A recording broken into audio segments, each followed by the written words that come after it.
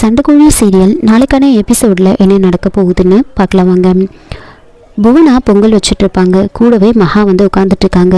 இன்னொரு பக்கம் புலிமுருகன் வந்து அந்த ரவுடி கிட்ட இதுதான் சரியான சமயம், அவங்கள இங்கே போட்டுடலான்னு சொல்லிட்டு இருக்க. அதுக்கு அந்த ரவுடி வந்துட்டு இங்கே பாரு, இங்கே சம்பவம் மட்டும்தான் பண்ண முடியும், இங்கே தப்பிச்செல்லாம் போக முடியாது, நீ அமைதியாக இரு, நான் பார்த்துக்கிறேன் அப்படின்னு சொல்லிட்டு இருக்காங்க. நீயும் இதை தான் ரொம்ப நேரமாக சொல்லிட்டு இருக்க, ஆனால் ஒரு கொசு கூட இன்னும் அடிச்சு பாடல அப்படின்னு சொல்லிட்டு இருக்காங்க. புவனா பொங்கல் வச்சுட்டு இருக்கும் போதே மகா கிட்ட, காவேரி நான் பொங்கல் வைக்கிறேன், நீ போயிட்டு குளத்துல இருந்து தண்ணி எடுத்து சாமியை சுத்தம் பண்ணி வை, பொங்கல் வச்சதுமே வந்து நாம படையல் போட்டுடலாம் அப்படின்னு சொல்கிறாங்க. நீ தனியாக போக வேண்டாம், ஹெல்ப்புக்கு முருகனை கூட்டிகிட்டு போன்னு சொல்கிறாங்க. முருகனை கூட்டிகிட்டு போன்னு சொன்ன உடனே சிவாவுக்கு பயங்கரமாக கோவம் வருது. அப்படியே முருகனை முறைச்சி பார்த்துட்டு இருக்காங்க. அப்போது விக்ரமும் மகாவும் அங்கேருந்து தனியாக போகிறாங்க. அவங்க குளத்துக்கிட்ட போயிட்டுருப்பாங்க. அப்போ புலிமுருகன் இந்த ரவுடி கிட்ட அவங்க குளத்துக்கிட்ட வந்துட்டாங்க. இங்கே யாருமே இல்லை, இதுதான் சரியான சமயம், அவங்க 2 பேரையும் அங்கேயே போட்டு தள்ளிடு அப்படின்னு சொல்லிட்டு இருக்காங்க. அப்போ புலிமுருகன் ரவுடி கிட்ட கூட ஒருத்தரை கூட்டிகிட்டு போன்னு சொல்ல அந்த ரவுடி நான் மட்டுமே போதும், அவங்க 2 பேரையும் காலி பண்ணிடுவேன் அப்படின்னு சொல்லிட்டு ரொம்ப ஆவேசமாக வந்து அந்த கத்தி எடுத்துக்கிட்டு நடந்து வந்துட்டு இருக்காங்க. அவர் நடந்து வரும்போது இடையில ஒருத்தர் தேங்காவை உடைக்கிறதுக்காக கத்தியை அவர் கையில இருந்து பிடுங்கி தேங்காவை உடைச்சிட்டு இருக்காங்க. ரொம்ப நேரமாக அந்த தேங்காய் உடையவே உடையாது, ரொம்ப நேரமாக உடைச்சிக்கிட்டே இருக்காங்க. இன்னொரு பக்கம் மகா வந்து விக்ரம் கிட்ட பேசுகிறாங்க. என்னங்க வந்ததுலேருந்து ஒரு மாதிரியே இருக்கீங்க, நானும் பார்த்துட்டு தான் இருக்கேன், ஏதோ வேண்டாம் வெறுப்பா என்கிட்ட பேசுகிறீங்க, நான் ஏதாவது கேட்டால் ஒரு வார்த்தையில் பதில் சொல்கிறீங்க, என்னங்க என்னாச்சு, ஏதாவது பிரச்சனையா, இல்லை என் மேலே ஏதாவது கோவமா அப்படின்னு கேட்க, அதுக்கு விக்ரம் வந்துட்டு அதெல்லாம் எதுவும் இல்லைங்க, நீங்கள் குடும்பமாக சந்தோஷமாக பேசி சிரிச்சிட்ருக்கீங்க, நான் எப்படி இடையில வந்து பேச முடியும், நான் ஒரு வேலைக்காரன், நான் வேலைக்காரன் மாதிரி இருக்கணும்ல, முதலாளிக்கும் வேலைக்காரனுக்கும் ஒரு இடைவெளி இருக்கணும்ல, அதை எப்போவும் மெயின்டைன் பண்ணணும், நம்மளோட லிமிட்டில் நாம் இருக்கணும் அப்படின்னு சொல்கிறாங்க. அதுக்கு மகா வந்துட்டு அப்போ நீங்கள் ஒரு வேலைக்காரனா மட்டும்தான் இங்கே வந்திருக்கீங்க அப்படின்னு கேட்க, அதுக்கு விக்ரம் பின்ன என்ன உங்கள் குடும்பத்தில் ஒருத்தனவா வந்திருக்கேன் அப்படின்னு சொல்கிறாங்க. அதுக்கு மகா வந்துட்டு நான் அப்படி தான் நினைக்கிறேன் அப்படின்னு சொல்லிட்டு இருக்காங்க. அப்போது மகா வந்துட்டு குளத்துல இருந்து தண்ணி எடுக்கலான்னு போகிறாங்க. அப்போ விக்ரம் அதை கொடுங்க, நான் எடுத்து கொடுக்குறேன் அப்படின்னு சொல்கிறாங்க. அதுக்கு மகா அதெல்லாம் எதுவும் தேவையில்லை, நானே எடுத்துக்கிறேன் அப்படின்னு சொல்ல, அதுக்கு விக்ரம் இல்லைங்க, உங்களை வேலை செய்ய விட்டுட்டு நான் நின்றுட்டு இருந்தா பெரிய ஐயாவும் சின்ன ஐயாவும் என்னை திட்டுவாங்க, நீங்கள் கொடுங்க நான் தண்ணி எடுத்து கொடுக்குறேன்னு சொல்கிறாங்க.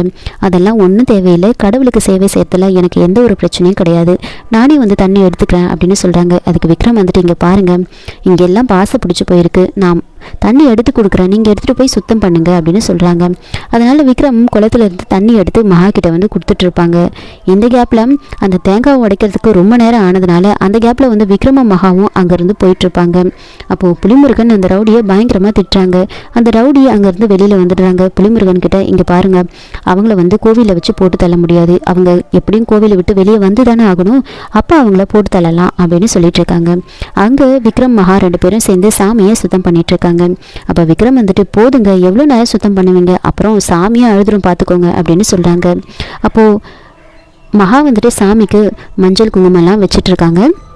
இன்னொரு பக்கம் புவனா பொங்கல் எல்லாம் வச்சுட்டு ஈஸ்வரன் கிட்ட வந்து சொல்கிறாங்க, நான் வந்து பொங்கல் வந்து இன்னும் ஒரு 5 நிமிஷத்தில் ரெடி ஆகிடும், நீங்கள் போயிட்டு காவேரி என்ன பண்ணுறான்னு பார்த்துட்டு வந்துடுங்க அப்படின்னு சொல்கிறாங்க. அப்போ சிவா வந்துட்டு அண்ணே நீங்கள் 2 பேரும் தான் பொங்கலை இறக்கி வைக்கணும், நான் போய் பார்த்துட்டு வரேன்னு சொல்கிறாங்க. அதுக்கு புவனா வந்துட்டு இல்லை நான் பார்த்துக்கிறேன், நீங்கள் போயிட்டு காவேரி என்ன பண்ணுறான்னு பார்த்துட்டு வாங்கன்னு சொல்கிறாங்க. அதனால் ஈஸ்வரனும் சிவாவும் அங்கே நடந்து வந்துட்டுருக்காங்க காவேரியை தேடி. இங்கே வந்து இவங்க வந்து சாமியெல்லாம் சுத்தம் பண்ணிவிட்டு மகா வந்து அது மேலேருந்து கீழே இறங்கும்போது வந்து தவறி விழ போகும்போது விக்ரம் வந்து மகாவை வந்து தாங்கி பிடிக்கிறாங்க. தாங்கி பிடிச்சிக்கிட்டு அப்படியே ஒருத்தர் மாற்றி ஒருத்தர் பார்த்துக்கிட்டே இருக்காங்க. அந்த பக்கம் வந்து சிவாவும் ஈஸ்வரனும் வந்துட்டு இருக்காங்க. இன்னொரு பக்கம் நந்தினி வந்து புலிமுருகனுக்கு கால் பண்ணி என்ன வேலை முடிஞ்சுதானே கேட்குறாங்க. அப்போ புலிமுருகன் வேலை இன்னும் முடியலக்கான்னு சொல்கிறாங்க. அதை கேட்டு நந்தினி வந்துட்டு நானே வரேன், நானே வந்து களத்தில் இறங்கினாதான் எல்லாமே வேலைக்காகும் அப்படின்னு சொல்லிட்டு கரெக்டாக கோவிலில் வந்து இறங்குறாங்க. புலிமுருகன் அந்த ரவுடிங்க கிட்ட எங்கள் அக்கா வந்துட்டாங்க, இனிமேல் நீயும் ஒரு அடியாள் மாதிரி தான், அக்கா சொல்கிறத மட்டும் கேளு அப்படின்னு சொல்லிட்டு இருக்காங்க. அங்கே விக்ரமும் மகாவும் மாற்றி மாற்றி ரொமான்டிக் லுக் விட்டுட்டு இருக்காங்க.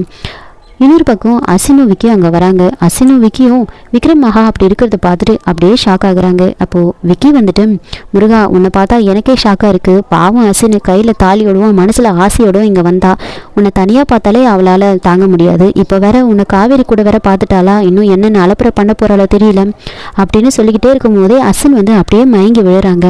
அப்போது அசின் என்னாச்சுன்னு அப்படின்னு கேட்டுட்டு இருக்கும் போதே திரும்பி பார்க்குறாரு. சிவாவும் ஈஸ்வரனும் அந்த பக்கமாக வந்துட்டு இருக்காங்க. அவங்கள பார்த்து இன்னும் விக்கி ரொம்ப பயப்படுறாங்க. இதோட இந்த எபிசோட வந்து முடிச்சிருக்காங்க. என்னோட ரிவ்யூ பிடிச்சிருந்தா லைக் பண்ணுங்க, மறக்காம சப்ஸ்கிரைப் பண்ணுங்க. தேங்க்யூ.